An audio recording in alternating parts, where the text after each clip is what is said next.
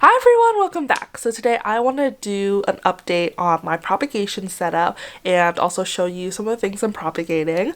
I recently upgraded my propagation setup and I'm seeing a lot of results, so I'm super excited about it. So let's get into it.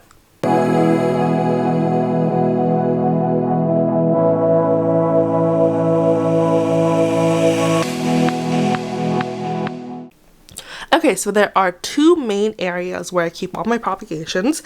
This desk being the first one, and the second one is my mini indoor greenhouse, which I have two videos on the setup of that, and I'm going to show you all the propagations in there in a second. So this is the main one though. I recently rearranged my room. The desk that used to have all my plants used to be up against this wall. Now it's up against this wall, so it freed up space for me to put this table here, and it's still relatively close to where the grow light is. So the majority of things on here are propagations, but not all of them. So back here I have some succulents that are put away so I don't overwater them. These three plants right here are from my Noot versus Superthrive video. I am doing an update video on that probably sometime this week. This is a propagation. It's a Euphorbia White Ghost. I got it on the 22nd of January and it still hasn't rooted at all. The only reason it's standing up straight right now is because there's a paintbrush holding it up. It keeps falling over and there are zero signs of roots. So we'll see how that does. It's not like deteriorating or anything, but it's also just not growing roots at all. Okay, let's talk about this heat mat. So this is the cheapest heat mat you can find on Amazon. This is the brand Seed Factor. I see myself the box.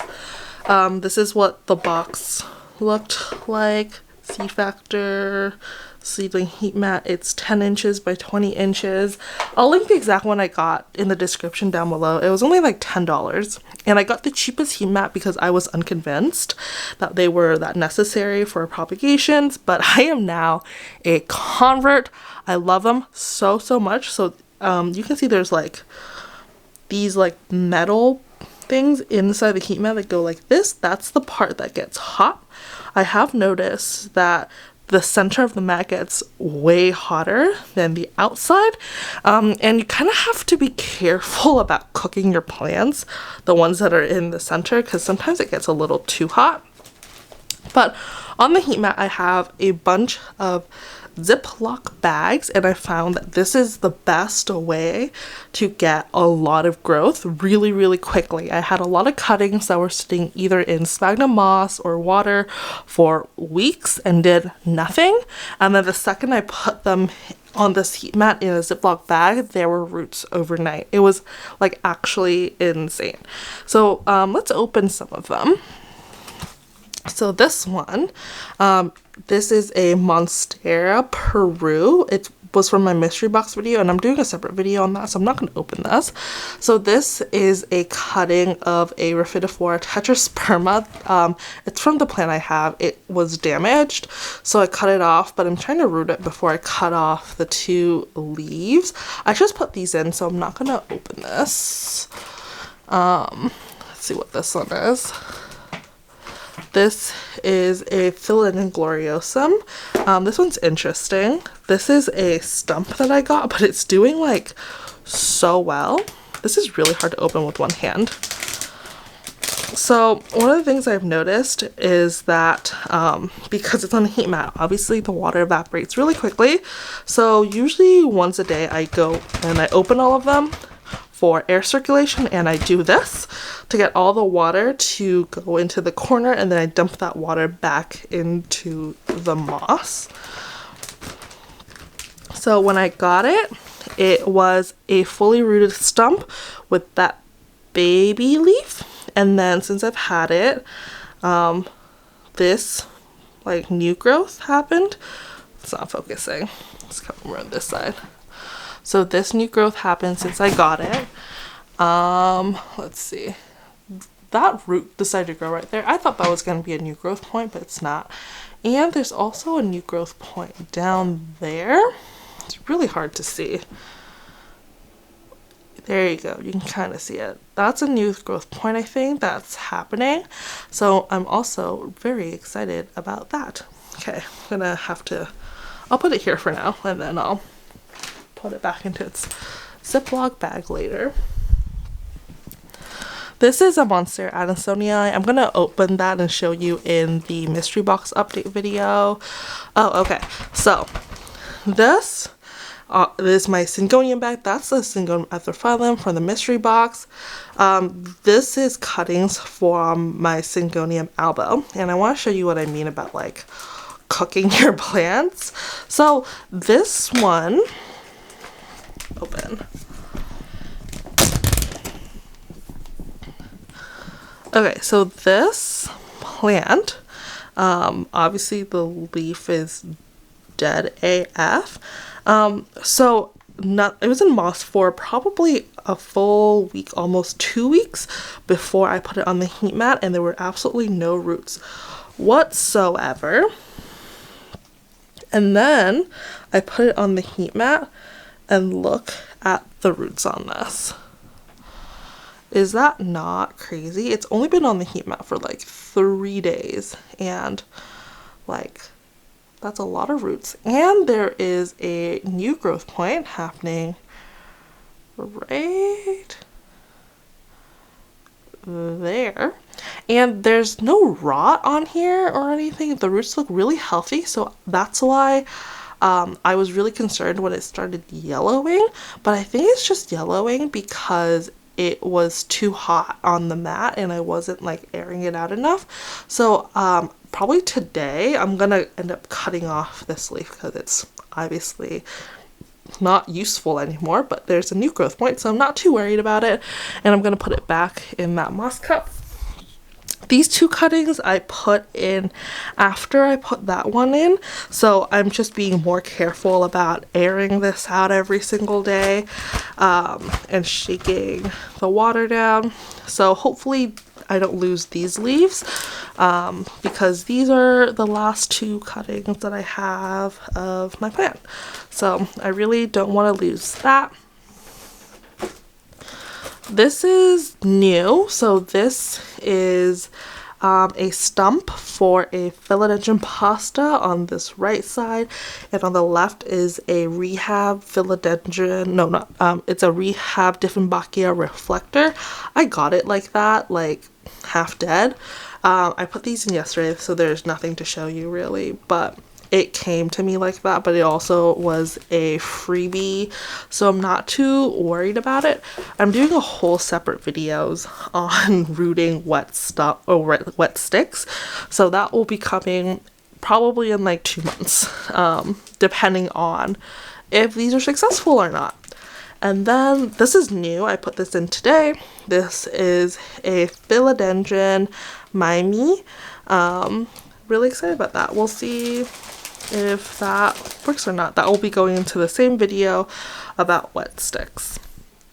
And then this is a variegated string of hearts propagation. I'm trying to propagate using the butterfly method. I'm putting this DIY cloche. It's just a sparkling water that I cut up, and we'll see if that works.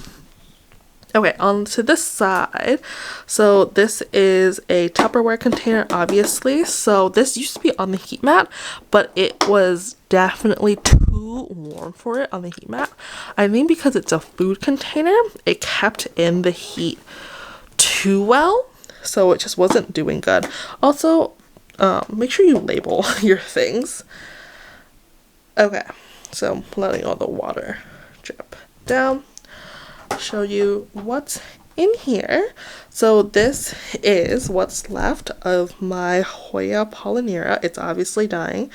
Probably just gonna chuck it today because there's no way that's surviving.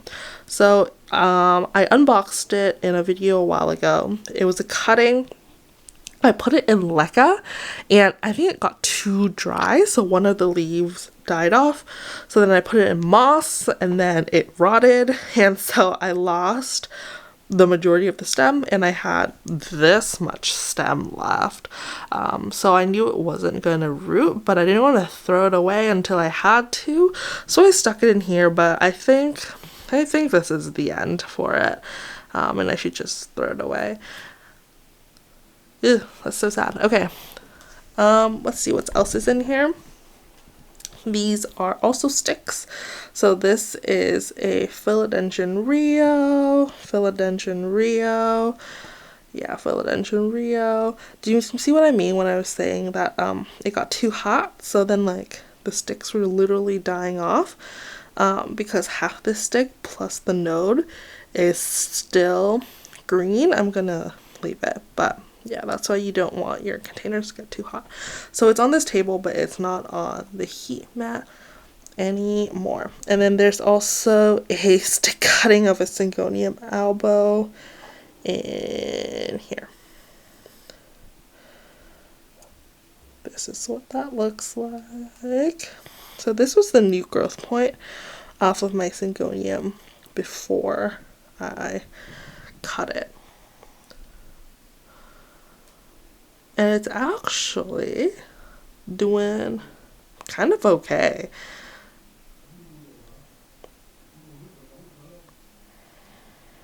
Obviously, I wouldn't recommend like buying a stick this small because the chances of it not making it are very high, but this is for my own plant, so I didn't really care. Like if I lost it, I lost it. But yeah, don't spend money on sticks like this. Just buy a cutting or a rooter plant.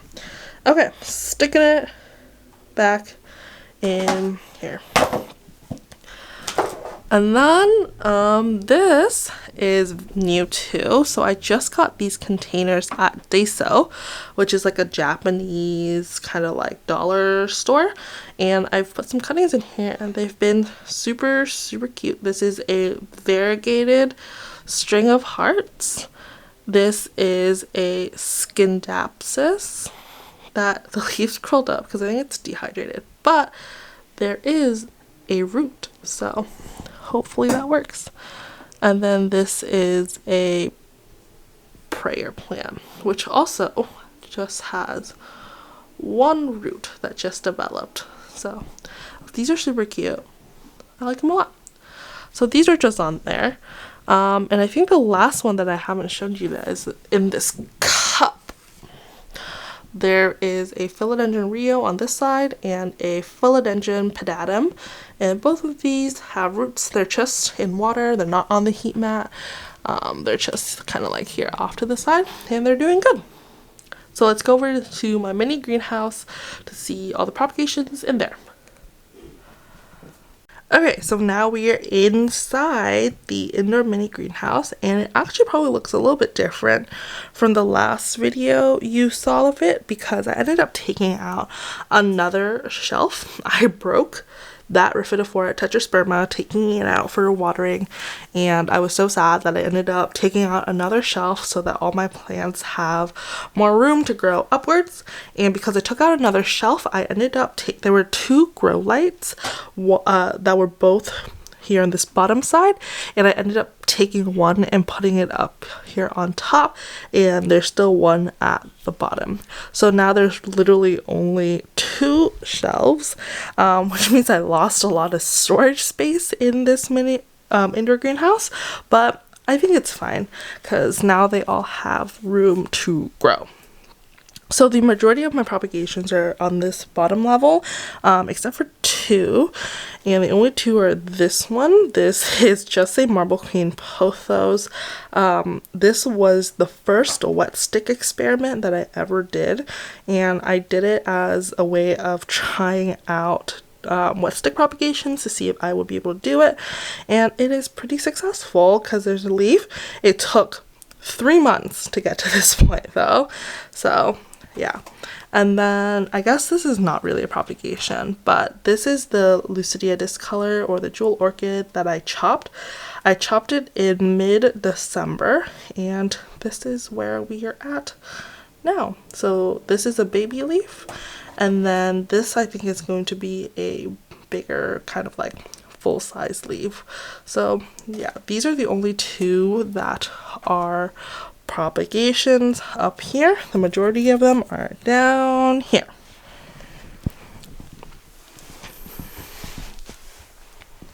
Okay, so this is the bottom level of my mini indoor greenhouse. That calathea isn't a propagation, but I didn't have space for it up top, so I put it down here.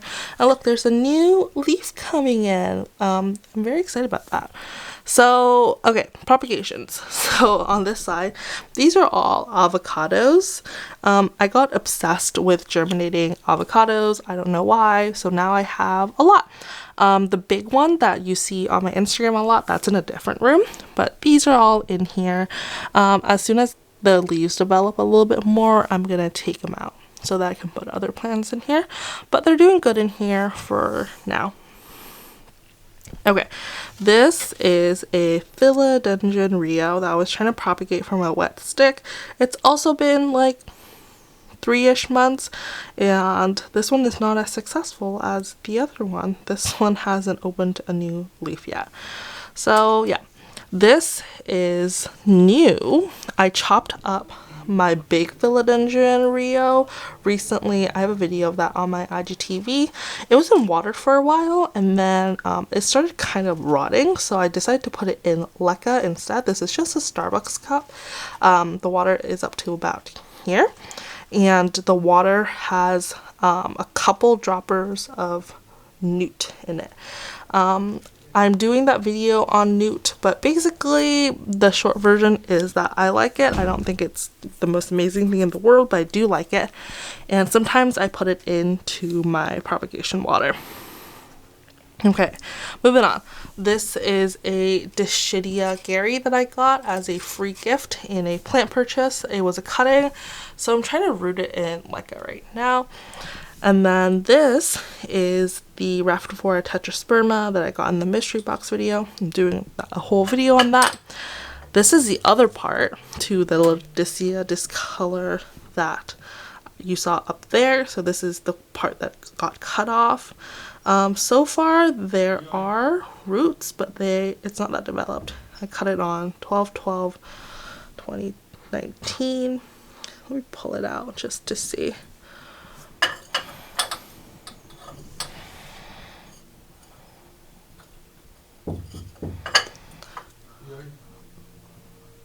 So like there are roots, but they're not that big. It's kind of stuck on some sphagnum moss right now, but there are roots.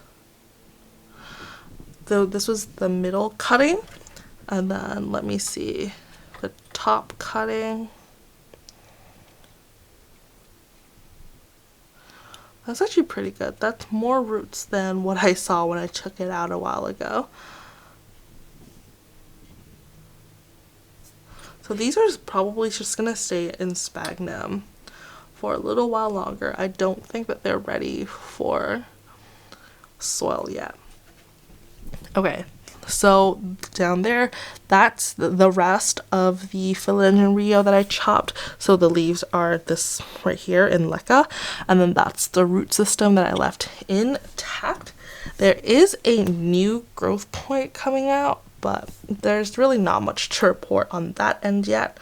Okay, the side. So these two are caladiums, white Christmases that I'm trying to root, and then this is a jade pothos that I took off of my big jade pothos, so I'm trying to root that a little bit more. And then these three are philodendron starter plugs. I think they're doing good. None of the leaves are variegated yet, but I think it's doing good. And then this is a Syngonium albopodophyllum cutting that I took. The leaf died, so now it's just a stem. There's an aerial root. You can kind of see it right there. That's starting to grow, I think, but yeah, nothing major to report on this one. yeah, so I'm putting it here and I'm hoping that it grows into something. So yeah, those are all of my propagations. So I'm very excited for it to be almost spring now so that things can start growing again and that it'll be easier to propagate again. So yeah, thank you so much for watching. If you like this video, please give me a like and subscribe, and I'll see you soon. Bye!